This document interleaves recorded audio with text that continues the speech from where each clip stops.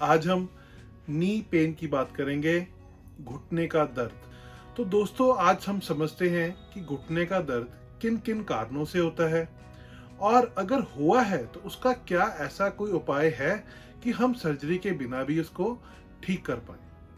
Hello friends, आज हम knee pain की बात करेंगे, घुटने का दर्द।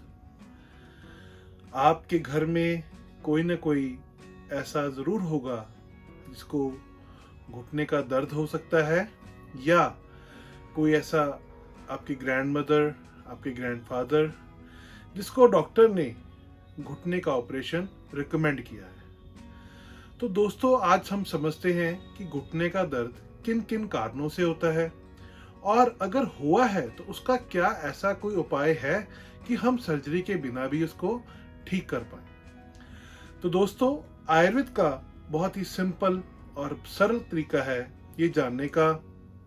अगर आपको घुटने में सिर्फ दर्द हो रहा है, मतलब पेन ही हो रहा है, तो कहीं ना कहीं इसमें वात या एयर एलिमेंट इन्वॉल्व है।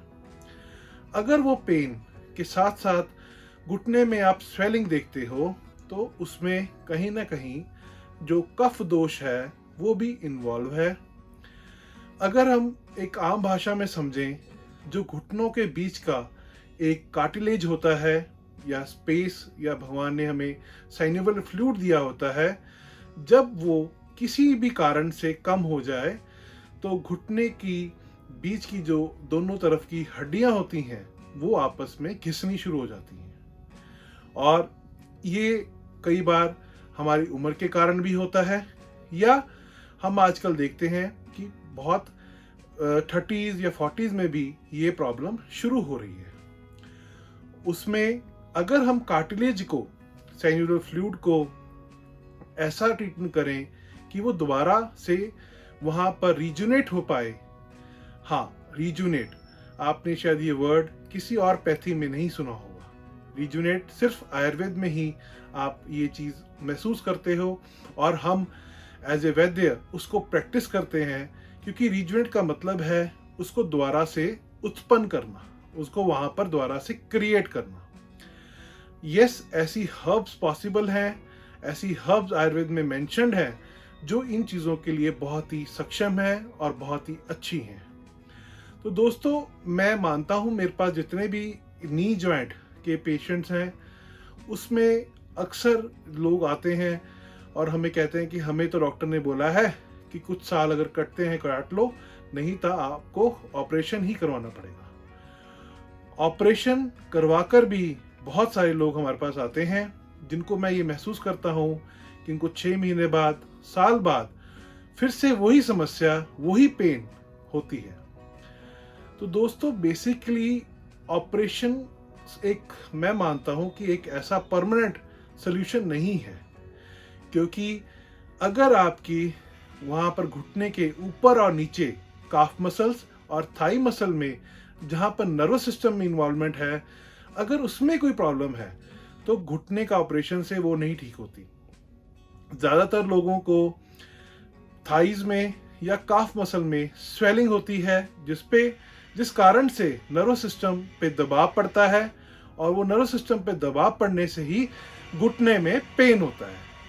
तो मैं मानता हूँ जब तक आपको उसका जड़ ना पता हो उस पेन का या उस नी जॉइंट का, तब तक के लिए कोई भी इलाज संभव नहीं है।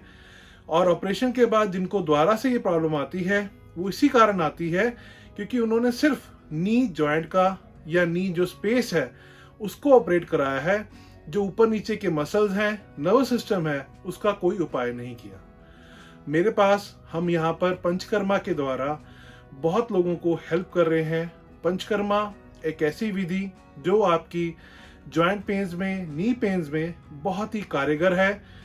जानू बस्ती, आप प्लीज़ उसको गूगल करें, जानू बस्ती।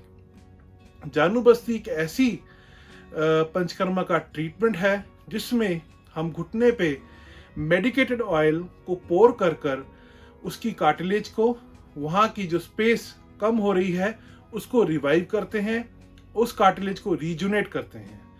साथ ही कुछ ऐसी औषधियों का सहारा लेते हैं जो नसों को या वहाँ पर जो स्वेलिंग हो रही है उसमें वो हेल्पफुल हो। और मैं मानता हूँ कि मेरे पास जितने भी नी पेन के पेशेंट्स हैं उनमें 98% लोगों में बहुत अच्छा रिजल्ट है। इतना अच्छा रिजल्ट है कि उनको दोबारा से इजीली चलना फिरना, उठना बैठना और जो पेन है बिल्कुल ही खत्म हो चुका है। उसके साथ साथ अगर कोई एनाटॉमिकली डिसलोकेशन है, मतलब घुटना जो कंडाइलर एरिया है वो अगर उसका डिसअलाइंड हो चुका है, उसमें तो शायद हम आपकी हेल्प ना कर पाए, पर जो आपके आसपास की मांसपेशियां हैं और कंडाइलर एरिया को जो हमारे मसल्स ग्रिप करते हैं, उसमें डेफिनेटली आयुर्वेद बहुत ही सक्षम और बहुत ही अच्छा है। आप एक बार ऑपरेशन से पहले किसी न किसी आयुर्वेद की चिकित्सक की या आयुर्वेद पंचकर्मा स्पेशलिस्ट की सलाह जरूर लें, शायद आपका ऑपरेशन बच सकता है।